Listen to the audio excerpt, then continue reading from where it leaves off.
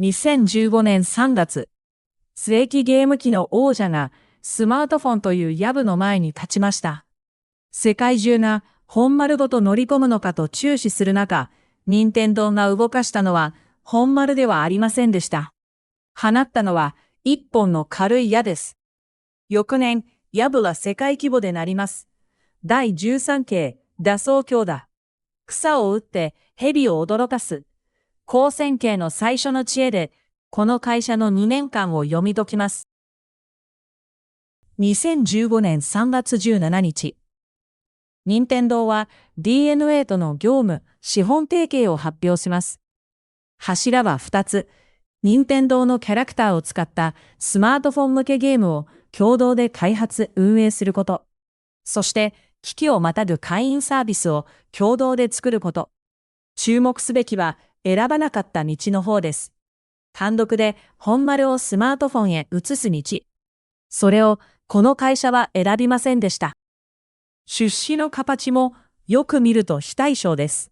任天堂は DNA の株式の 10% を取得し、DNA が取得した任天堂株は 1.24%。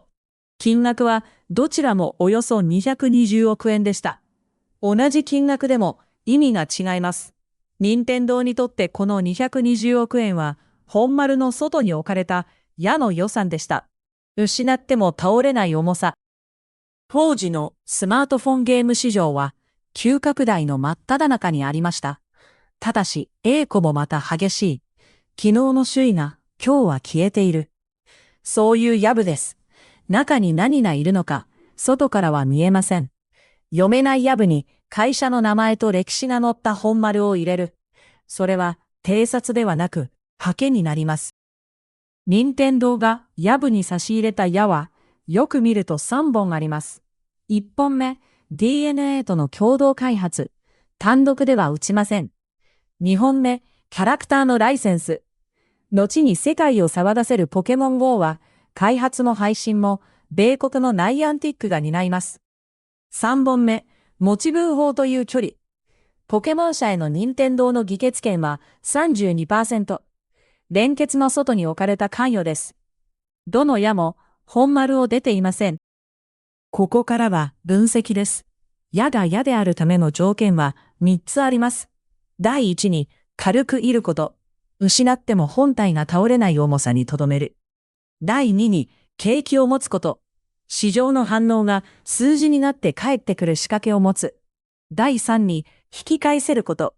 出資と契約という畳める形にとどめる。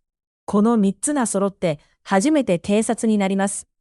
揃わなければ、それはただの蓄字投入です。2016年7月6日、ポケモン GO がアメリカ、オーストラリア、ニュージーランドで配信されます。藪が鳴りました。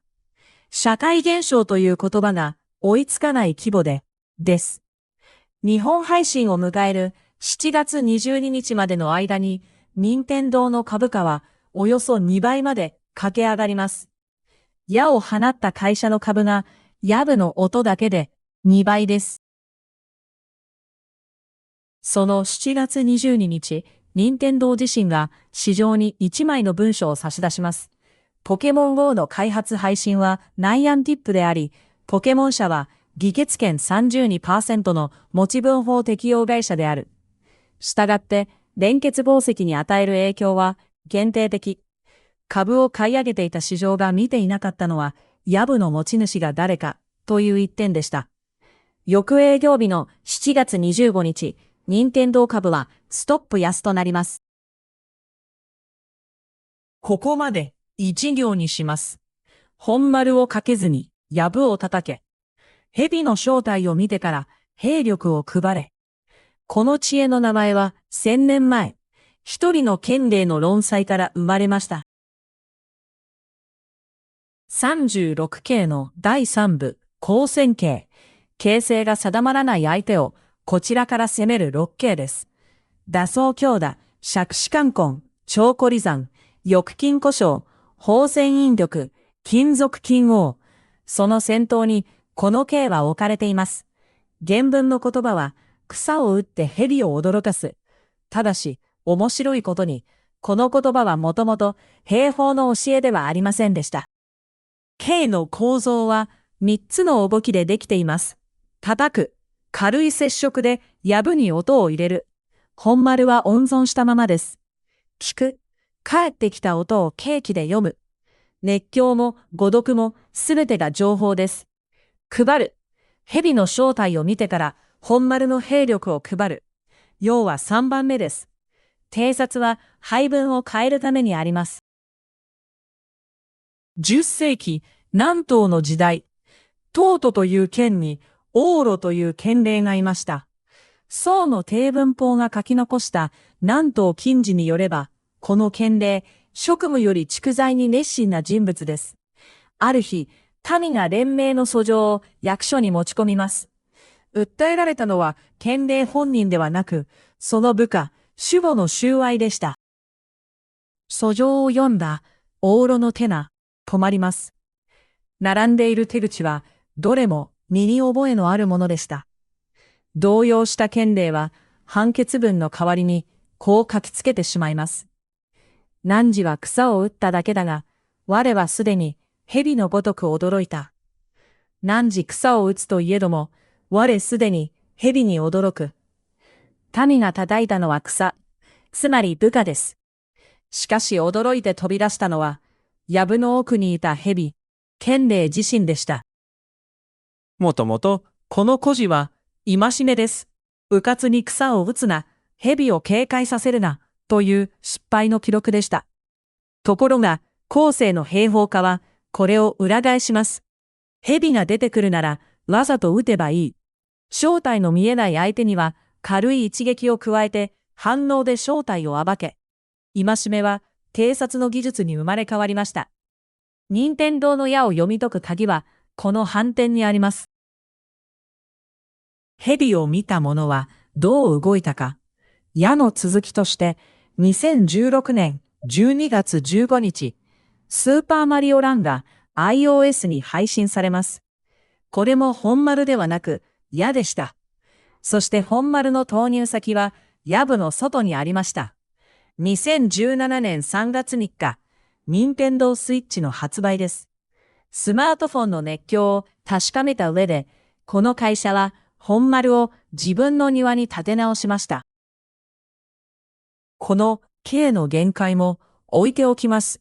矢が軽すぎれば蛇は出てきません。そして草打ちの音は他人の藪も揺らします。株価が2倍になり、ストップや巣で落ちた2週間。揺れたのは市場に参加した無数の人々でもありました。もう一つ大切な留保があります。任天堂が市場を試したと断じる記録はどこにもありません。あるのは結果として K の形をした配分の判断だけです。第13形、打双鏡だ。藪を叩く矢は軽く。蛇を見る目は冷たく。本丸の配分はその後で。高線形の6つの知恵はここから始まります。次回、第14形、杓子冠婚。市場に死なれた会社が死んだ技術から魂を取り出して新しい体に移し替える。富士フイルムの話です。次に、正体の見えない藪の前に立ったら、本丸を置いて、まず1本だけ軽い矢を放ってみてください。蛇の正体が見えてから配る。それが1000年続いた偵察の作法です。第13形、打双鏡だでした。また、次の形で。